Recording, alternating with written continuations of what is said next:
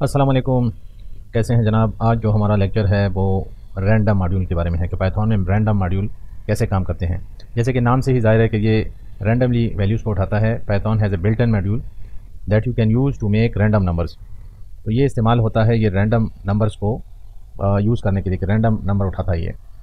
तो मुख्तलिफ इसमें फिर अंदर फंक्शन होते हैं, बिल्ट इन मेथड्स होते हैं, जिसमें रैंड रेंज है, रैंड इंट है, चॉइस है, चॉइसेस है, शफल है। तो मुख्तलिफ इसमें बीच में मेथड्स होते हैं। तो चलिए प्रोग्राम से मैं आपको समझा देता हूँ कि रैंडम नंबर किस तरह काम करते हैं, रैंडम मॉड्यूल कैसे काम करता है पाइथन में। देखिए पहले हम इसका मॉड्यूल इंपोर्ट कर लेते हैं रैंडम के नाम से। ठीक है, ये मॉड्यूल अब हमने इंपोर्ट कर दिया है। मॉड्यूल इंपोर्ट होने के बाद हम अब इसके जो मेथड हैं वो कॉल कर सकते हैं यहाँ पर। तो सबसे पहले मैं जो यहाँ पे एक मेथड आपको सिखाऊंगा वो है रैंडम डॉट रैंडम। अब ये वाला मेथड क्या काम करता है, इसको मैं एक वेरिएबल में स्टोर कर देता हूँ, एक्स वेरिएबल में। तो ये 1 से नीचे की वैल्यू रैंडम लेगा। जैसे मैं इसे प्रिंट कर देता हूँ एक्स, तो जितनी भी 1 से नीचे की वैल्यू है पॉइंट में, 0.9999 इस तरह, 0.01 इस तरह। देखें इसे मैं रन करता हूँ तो ये देखें, तो ये देखें ये शो हो गया। ठीक है, इसी तरह अगर मैं फिर इसे रन करता हूँ तो दूसरी वैल्यू पे शो हो गई है, ये 0.58। तो ये सारी 1 से नीचे लेगा। हर एक वैल्यू रैंडम होगी, हर एक वैल्यू रैंडम होगी और पॉइंट्स में होगी 1 से नीचे। अच्छा, इस मेथड के बाद दूसरा एक मैं वो मेथड आपको सिखाता हूँ कि रैंडम डॉट रैंड इंट। ये एक और फंक्शन है और इधर हम दो वैल्यूज़ दे देंगे 10 to 50। अगर मैं 10 to 50 में ये ले लेता हूँ और इसको मैं एक और वेरिएबल में स्टोर कर देता हूँ y, और यहाँ पे इसको प्रिंट लेता हूँ। ठीक है, तो ये 10 से 50 के दरमियान रैंडम वैल्यूज़ उठाएगा। देखें 13 उठाए इसने, फिर रन किया मैंने तो 27, ये देखें 27, फिर रन किया मैंने तो 24। तो इस तरह ये 10 से 50 के अंदर अंदर, अगर मैं 1 से 10 दे दूँ तो फिर 1 से 10 के दरमियान ये वैल्यूज़ को उठाएगा रैंडम। ठीक है, ये 6, 2, 7 इस तरह रैंडम उठाइए। अच्छा, अगर हमें एक लिस्ट में से वैल्यूज़ उठानी है रैंडम तो उसके लिए फिर रैंडम डॉट चॉइस की मेथड इस्तेमाल होता है। अगर हम यहाँ पे एक लिस्ट बना देते हैं, देखें ये एक लिस्ट हो गई और लिस्ट में मैं मुख्तलिफ़ कलर्स दे देता हूँ कि यहाँ पे है ब्लू और फिर है ब्लैक, फिर बीच में है रेड और फिर इसमें है ग्रीन। तो अब यहाँ पे इस लिस्ट को हम करेंगे रैंडम डॉट चॉइस और इस लिस्ट को बीच में। तो ये रैंडम डॉट चॉइस को हम एक वेरिएबल में यहाँ स्टोर करेंगे, ch एक वेरिएबल में बना देता हूँ और फिर उस वेरिएबल को मैं प्रिंट कर देता हूँ ch। तो देखें अभी जब मैं प्रिंट करता हूँ तो रेड, इसने बाई चॉइस रेड को उठाया। यहाँ से देखें ये वाला रेड नहीं है, इसने उठाया इसको। अगर मैं फिर यहाँ पे रन करता हूँ तो फिर रेड उठाया, फिर करता हूँ तो अब ब्लैक को उठा लिया चाहे बाई चॉइस, फिर तो अब ब्लू को इसने कर दिया। तो इस तरह ये एक एक वैल्यू को बाई चॉइस उठाता है लिस्ट से, इस लिस्ट से बाई चॉइस ये उठाएगा। ठीक है, अच्छा इसके बाद एक और मेथड है रैंडम डॉट शफल। तो हम शफलिंग भी किसी लिस्ट में ही करते हैं। तो मैं एक लिस्ट ले लेता हूँ LIS के नाम से और या मैं नंबर्स ले लेता हूँ। नंबर्स की एक लिस्ट है मेरे पास और 1 2 3 4 5 6 7 8 9 इनको मैं शफल करना चाहता हूँ। तो आसान है ये भी, रैंडम डॉट शफल और इसमें हम नंबर्स को डाल देंगे। ठीक है, और फिर प्रिंट नंबर्स, इसको प्रिंट कर देंगे नंबर्स को। तो देखें अब दो यहाँ पे देख लें, वहाँ पे तो 1 2 3 4 5 है, तो यहाँ पे है 2 0 3 7 9 शफल हो गई, ये सारी वैल्यू शफल हो गई। ठीक है, तो इस तरह शफल करता है। अगर मैं ऐसे एक दफ़ा फिर वो कर दूँ, रन करूँ तो देखें फिर शफल होगी वैल्यू, फिर रन करूँ तो फिर शफल होगी, फिर रन करूँ तो फिर शफल होगी। तो ये लिस्ट में वैल्यूज़ को शफल करता है। जो रैंडम डॉट रेंज है, रैंडम डॉट रैंड रेंज, ये फंक्शन जो है ये जितने स्टेप्स आप देंगे उतने की ये जंप लगाएगा और वो फिर शफल करेगा।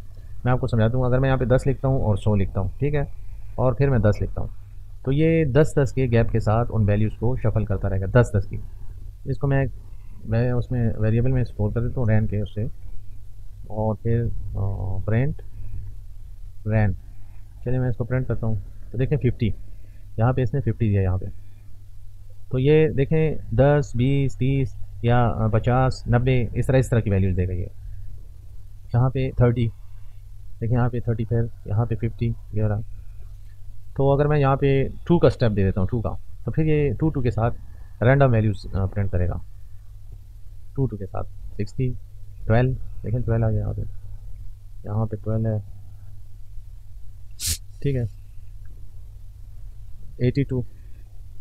तो 2 रैंडम होगी वैल्यू 10 से उसके दरमियान। आज चलिए मैं ऐसे करता हूँ कि 1 to 10 कर देता हूँ, 1 to 10, और ये सिर्फ दो की वैल्यू वो करेगा। देखें 3, 5, 1। ये क्यों कर रहा है? इसलिए कि 1 के साथ 2 जब प्लस हुआ तो 3 हो गया, और 3 के साथ 2 हो गया तो 5, फिर 1 की वैल्यू इसने ली रैंडम ये। तो इस तरह अगर मैं ऐसे 2 कर देता हूँ इसको, या यहाँ पे 0 कर देता हूँ, तो ये अब जुफ्त तादाद में जो होते हैं ना, ऑड और इवन में ये प्रिंट करेगा। फिर देखें 4, 6, 8, 8। तो ये आप जितना भी स्टेप देना चाहें, 4 का स्टेप दें तो फिर 4 4 के उससे करेगा, 4, 4, 8, 4, 8। तो 4 देखें 0 10 के दरमियान सिर्फ 2 ही वैल्यूज़ आ सकती हैं, 4 या 8, दूसरी नहीं आ सकती। इसे अगर मैं यहाँ पे 12 कर देता हूँ, तो फिर ये 12 को भी उठा वो करेगा, कभी कभी ले आएगा। 0, 0, 8, 8, 8, 8, 8, 8, 0, 0, 12 की वैल्यू को भी उठा लेगा, ठीक है। तो ये रैंडम रेंज। अच्छा, इसके बाद है एक फंक्शन जो मेथड है रैंडम यूनिफॉर्म। अब यूनिफॉर्म फ्लोटिंग वैल्यूज़ की उसमें करेगा। जैसे हमने ये दिया था 10 से, मैं यहाँ पे 30 दे देता हूँ, ठीक है। तो ये फ्लोटिंग वैल्यूज़ को वो करेगा, जैसे इस तरह रैंड इंट है यहाँ पे ना, तो ये यूनिफॉर्म जो है ये फ्लोटिंग वैल्यूज़ उठाता है। चलिए मैं इसके एक वेरिएबल में स्टोर कर देता हूँ, z वेरिएबल है, ठीक है। जैसे मैं प्रिंट करता हूँ z CLS, देखें 323.755, ठीक है। तो फिर 13.986, फिर 26.395। तो ये 10 और 30 के दरमियान फ्लोटिंग वैल्यूज़ को उठाएगा। तो random dot uniform random values को रैंडमली उठाता है, जो फ्लोटिंग वैल्यूज़ होंगी उसको रैंडमली उठाएगा, ठीक है। इसके बाद जो है वो रैंडम सैम्पल का वो है रैंडम डॉट सैम्पल। तो ये जैसे नाम से ज़ाहिर है ये सैम्पल वैल्यूज़ को उठाएगा, सैम्पल वैल्यूज़ को लिस्ट की उसमें पेश करेगा, ठीक है। जैसे हम ये कहते हैं कि ये वैल्यूज़ हैं 10, 89, 78, 46, 69, 32, 87, और इनको मैं 2 के सैम्पल में उठाना चाहता हूँ। जैसे ये 10, 89 या 54, 69, तो रैंडमली इनसे 2 का पेयर बनाएगा। ऐसे एक वेरिएबल मैं ले लेता हूँ, और इसको एस वेरिएबल ले लेता हूँ, और एस वेरिएबल को मैं प्रिंट कर लेता हूँ, ठीक है। तो अभी जब मैं ऐसे प्रिंट करूँगा तो देखें 89, 54, इसने ये रैंडम वैल्यू उठाई 89, और दूसरी रैंडम वैल्यू उठाई ये 54 की। तो इनको लिस्ट में यहाँ पे पेस्ट कर दिया, ठीक है। अगर मैं फिर करता हूँ तो 78, 69, तो 78 और 69 इन वैल्यूज़ को उठा लिया। तो ये 2 का पेयर बना के इस तरह वैल्यूज़ को उठाता है सैम्पल। अच्छा, ये सारी चीज़ें तो होगी। अब आप सोच रहे होंगे कि इतने रैंडम जो फंक्शन हैं या मेथड्स हैं इनका फ़ायदा क्या होता है। तो एक मैं आपको ज़रा थोड़ा सा प्रोग्राम इसमें करके बता देता हूँ कि रैंडम वैल्यूज़ का क्या फ़ायदा होता है। इससे पासवर्ड भी जनरेट हो सकते हैं, और चीज़ों के लिए भी, क्विज़ वगैरह के लिए, या और ऐसी चीज़ें होती हैं जिनमें रैंडम वैल्यूज़ का इस्तेमाल हो सकता है।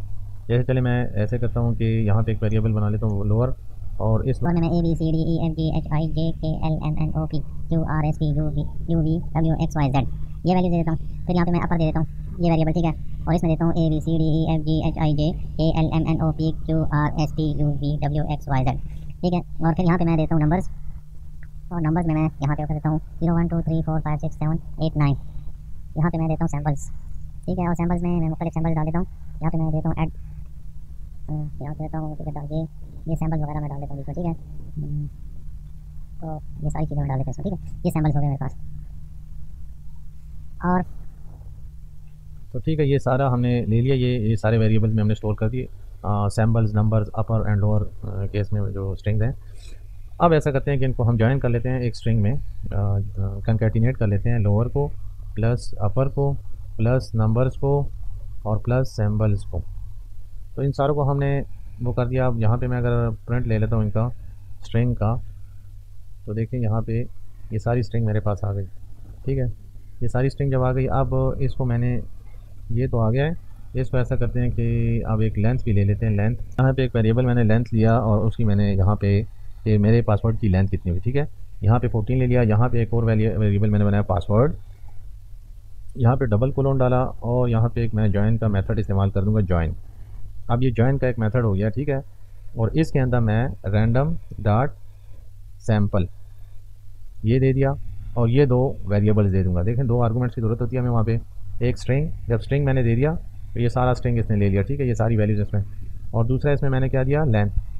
ठीक है, और अब मैं इस पासवर्ड को प्रिंट कर दूंगा यहाँ पे। ठीक है, तो देखें, अब ये देखें पासवर्ड मेरे पास कितने उसका आ रहा है, जिसकी लेंथ है 14 की। ये मैं कम या ज़्यादा ये कर सकता हूँ। अगर मैं 12 का पासवर्ड चाहिए तो मुख्तलिफ उसमें ये रैंडमली ये जनरेट होता जाएगा। देखें, यहाँ पे अब मुख्तलिफ हो गया है, फिर यहाँ पे देखें ये पासवर्ड मुख्तलिफ हो गया है, यहाँ पे फिर रैंडमली फिर ये पासवर्ड। तो इस तरह आप पासवर्ड वो कर सकते हैं और इसको आप एक फंक्शन में वो कर लें। अगर यहाँ पे मैं एक डेफ का फंक्शन बनाता हूँ, डेफ, और उसका नाम मैं देता हूँ पासवर्ड, ये फंक्शन हो गया। और अब इस फंक्शन को आप जहाँ भी चाहें इस्तेमाल कर सकते हैं।